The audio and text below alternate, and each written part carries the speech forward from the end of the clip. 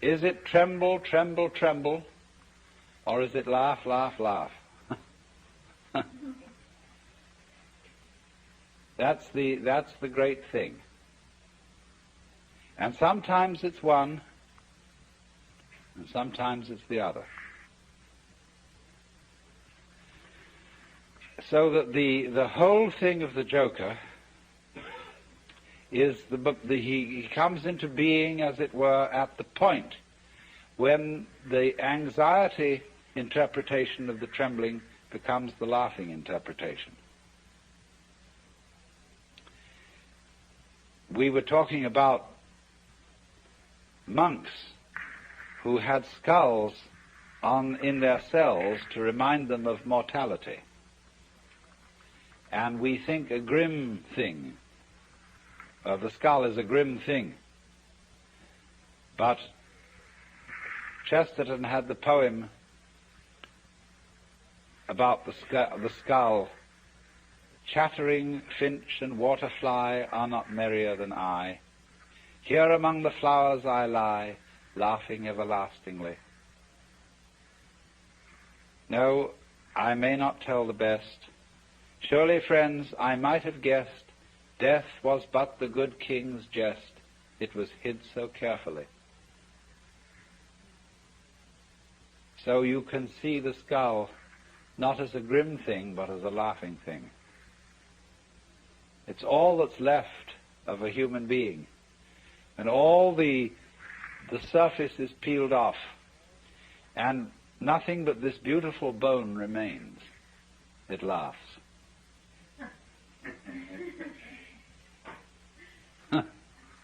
Now why? What is it about death being a jest? We discussed the problem of the zebra. You remember whether a zebra is a yellow horse with black stripes or a black horse with yellow stripes. And of course, you can see it either way. And you can argue till all is blue about which side is right.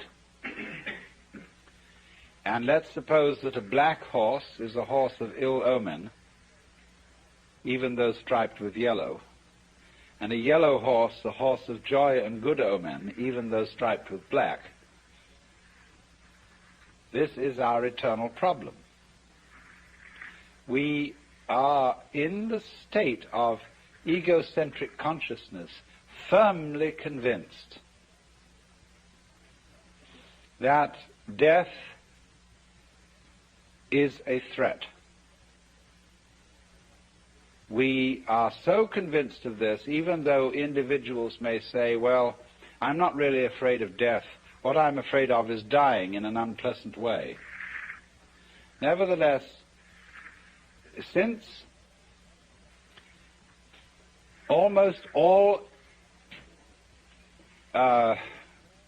moralists and people concerned with ethics seem to agree, whatever their differences of opinion, that survival is a good thing, in some sense, if not survival in this body, even the most, the people who would rather be dead than red,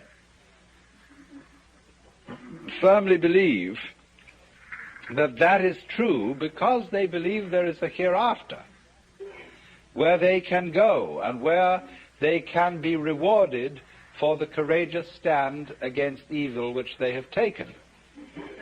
You see? So that's still some kind of insistence on the value of survival. And we all cling to this idea of survival with tremendous passion. But we have been fooled, because survival is an important ideal only so long as you have bothering you the bugbear of death, that the world might stop altogether, and that your death, so far as you are concerned, is curtains forever. And that is really the bogey. You see, that's all very well to rationalize and say, no, it's not death I'm afraid of, it's the pains of death. But if you think about it deeply, there are several stages in thinking about it deeply.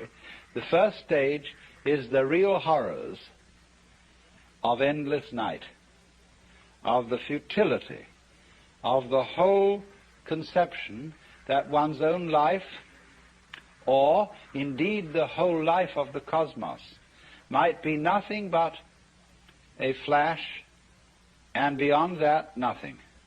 Nothing, nothing, in all directions. When, for example, we think of the physicist's idea that the universe is running down, that all energy is seeking a stable state. Supposing, for example, to give an illustration of what they mean, I have a jar of black pepper and a jar of salt.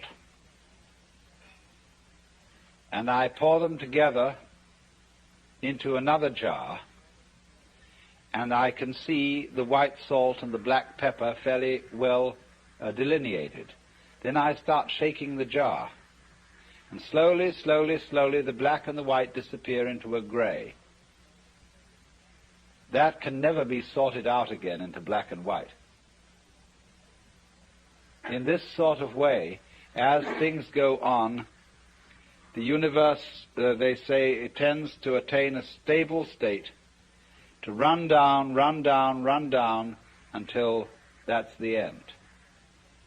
And nobody knows how it could possibly start all over again. But I always say, and I feel it in a sort of funny, intuitive way, that what happened once can happen again. If this world started at some time, supposing there was a colossal explosion which set all these galaxies flying out, then what existed before that explosion must surely have been something like the stable state to which we shall run down in the end. And if it went bang once, there's absolutely no reason why it shouldn't go bang again. I suppose there are temperaments in logic. I have a temperament whereby I just cannot, it seems to me absolutely basic that what happened once can happen again.